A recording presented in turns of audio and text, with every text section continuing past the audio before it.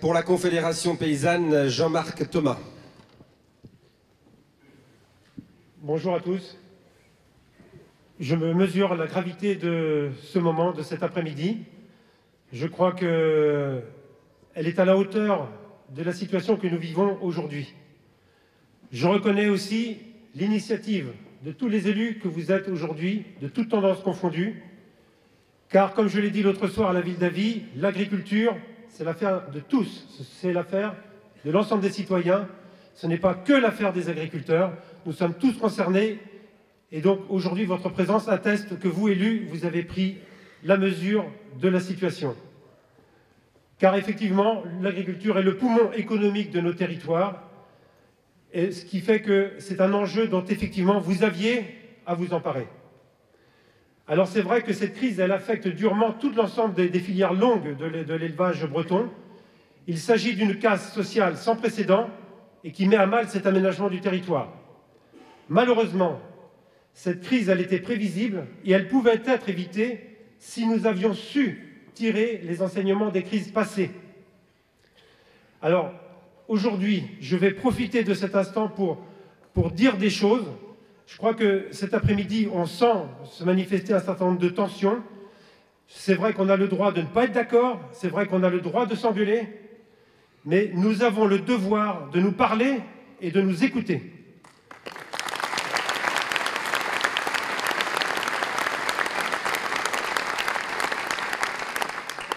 Je vais vous parler de l'analyse de la Confédération paysanne en 3 points. Des propositions à long terme pour l'Europe agricole. Il faut que M. Phil Hogan, à Bruxelles, ressente les vibrations du tremblement de terre qui se passe en Bretagne. J'essaierai aussi d'aborder les propositions que nous pouvons envisager à court terme et que nous avons à notre disposition ici, tous ensemble. Je crois qu'à chaque fois qu'on met en place des mesures pour l'agriculture, il faut qu'on mette en contrepartie l'emploi. L'emploi est un enjeu national et c'est un emploi pour notre région. Même le Farm Bill américain aujourd'hui, même la politique agricole américaine reconnaît que l'agriculture de proximité constitue un gisement d'emploi pour l'avenir. Donc il faut qu'on ait confiance dans cette perspective. Le premier point, c'est, je vais peut-être répéter des choses qui ont été dites tout à l'heure, mais des prix rémunérateurs dans un marché régulé. Il y a 9 mois, notre Europe libérale a supprimé les quotas laitiers. C'était un outil de régulation qui était efficace et peu coûteux. Ça a été une erreur historique de l'abandonner. Mais aujourd'hui, cette Europe libérale, elle est en train de traiter avec les États-Unis, avec le Canada, des accords de libre-échange où notre agriculture pourrait être sacrifiée.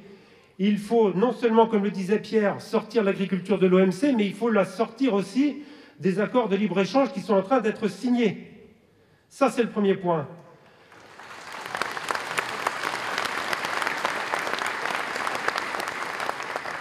Le deuxième, régulation, oui, il faut vraiment que l'on forme une large coalition à tous les niveaux, au niveau professionnel, au niveau des élus. Mais comment aujourd'hui des voix s'élèvent? Le ministre Le Foll le dit, le président de la FNCL, le président des coopératives françaises le dit, on est dans une crise de surproduction, il faut qu'il y ait derrière une régulation européenne. Il faut donc qu'on se coalise pour concevoir au niveau européen une régulation qui soit dynamique des marchés agricoles pour qu'on ajuste enfin l'offre à la demande. Et pour cela, je pointerai que la stratégie des coopératives de toujours conquérir des marchés à l'international s'avère extrêmement risquée au moment où les éleveurs, où la politique agricole a lâché les éleveurs et où elle ne protège plus les agriculteurs. C'est dangereux.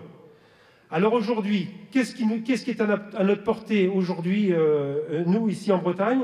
C'est qu'on peut se dire que, grosso modo, 80% de la production va sur le marché intérieur. Pourquoi est-ce qu'on ne serait pas, nous, agriculteurs, rémunérés sur ces 80%-là, à la hauteur de nos coûts de production et à la hauteur de notre rémunération? C'est possible. Il faut que la Bretagne, la France, soit le premier élève, soit fer de lance au niveau de l'Europe, pour qu'on soit sur cette partie-là rémunéré à cette hauteur-là.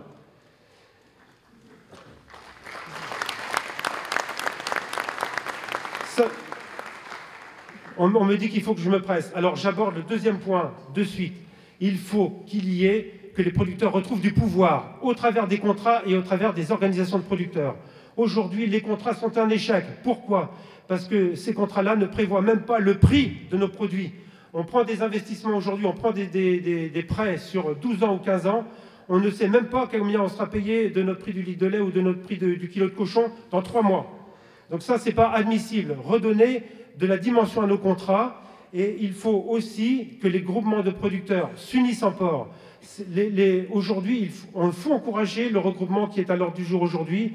Il faut y aller. En lait, c'est pareil. Il faut qu'on ait des organisations de producteurs qui soient transversales au niveau d'une région ou d'un bassin de production. Voilà. Ça, c'est pour l'organisation. Il faut vraiment redonner du pouvoir aux paysans. Sur le troisième point, il faut redonner une nouvelle orientation à nos systèmes de production vers la valeur ajoutée. Qu'est-ce que c'est que la valeur ajoutée? C'est un produit moins un coût de production.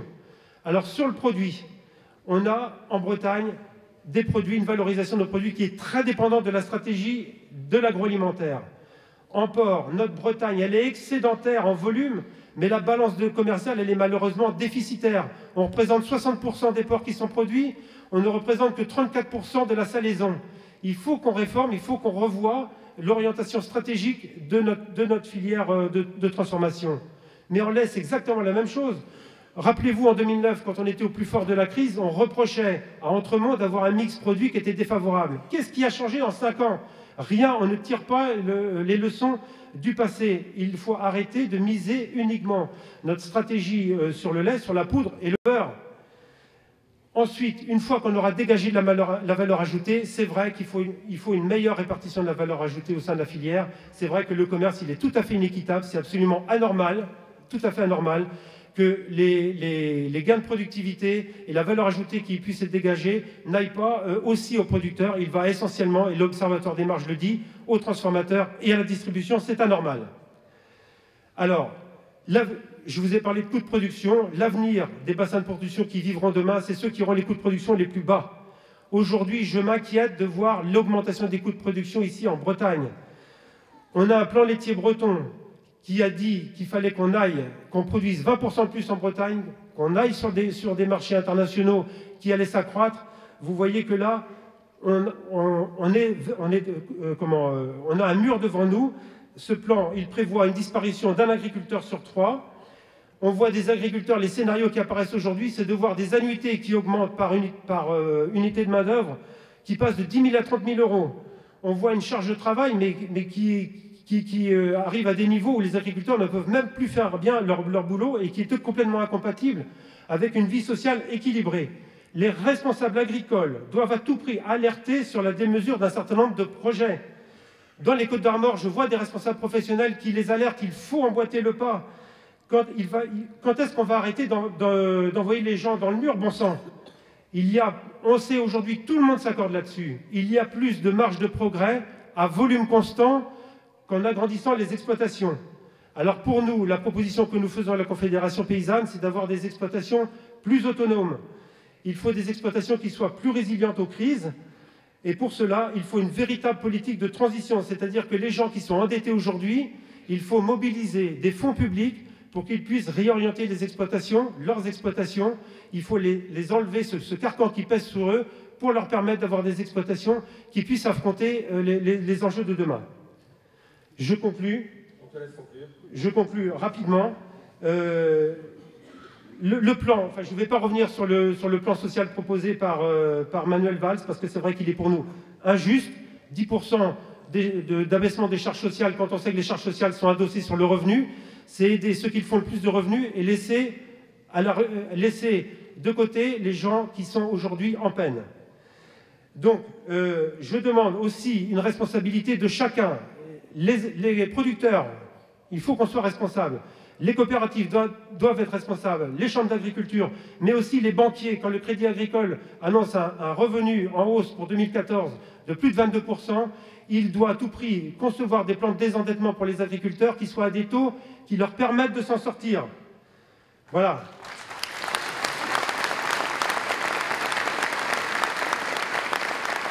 On te laisse conclure, Jean-Marc. J'espère que demain, nous pourrons construire ensemble un nouveau modèle pour la Bretagne, en ayant pour objectif ultime l'emploi, préserver l'emploi paysan et ne pas toujours ériger comme un dogme absolu le maintien des volumes de production en Bretagne.